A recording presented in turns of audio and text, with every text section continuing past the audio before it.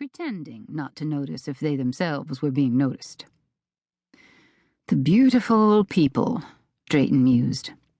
Dressed to the nines, just in case a society photographer should happen along. Of course, he was also dazzling in a blue and white seersucker suit, a sartorial southern statement that was punctuated by his trademark red bow tie. Theodosia would have denied it, of course, practically laughed in your face, but she was also one of the beautiful people, with an abundance of auburn hair that might have inspired a painter like Raphael, creamy English skin and sparkling blue eyes. She looked like she might have slipped in from another earlier century. She was bold, yet tactful, filled with dreams, and yet practical for her 30-some years. Her only flaws were that she tended to wear her heart on her sleeve, and often rushed in where proverbial angels feared to tread. "Jordan!" Drayton called out, as Jordan Knight, the owner of Knighthall Winery, came up to greet them.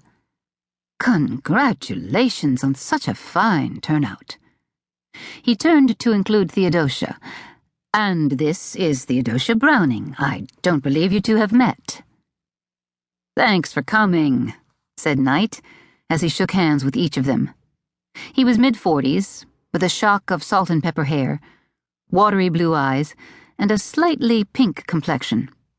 He'd removed his jacket, loosened his tie, and his manner seemed to veer between nervous and ebullient.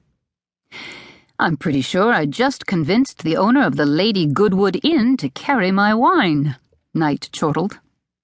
In his other, more practical life, he was the CEO of Wizen Software. Knighthall Winery was his most recently established passion. "Well done," said Drayton, clapping his friend on the back. "Your winery appears to be thriving," Theodosia told Knight. Being a business owner herself, she knew how difficult it was for a company to succeed, let alone flourish, in today's tough business climate. And the deck was stacked against upstarts even more.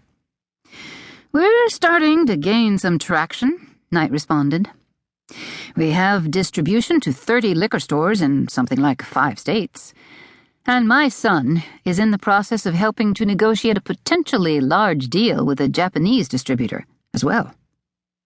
Knight gazed about distractedly. "You've met my son, Drew, haven't you?" Drayton nodded yes. Theodosia shook her head no. "I'd love to say hello to him," said Drayton. "Is he here tonight?"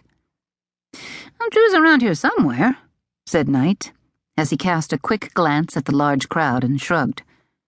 "He's no doubt managing all the behind-the-scenes activity."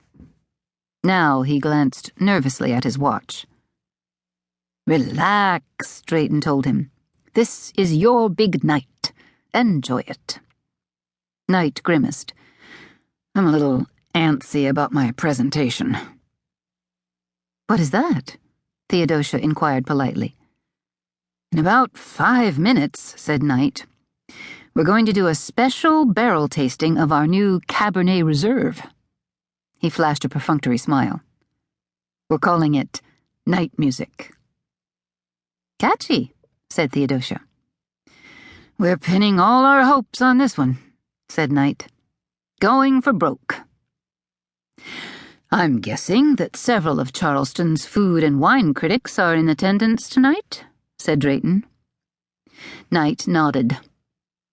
"We've invited anybody and everybody who can give us a mention, article, or shout-out. After 5 years of moving heaven and earth to produce 4 varieties of muscadine grapes, it's all come down to this one make-or-break moment." "Good luck to you, then," said Theodosia, as Knight hurried away. Theodosia and Drayton edged their way slowly through the crowd, in the direction Jordan had gone. A makeshift stage had been set up just outside a large, hip-roofed barn, and 2 workers were rolling out an enormous oak barrel.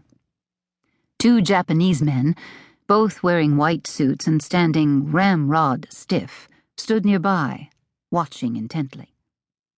Theodosia gave Drayton a nudge.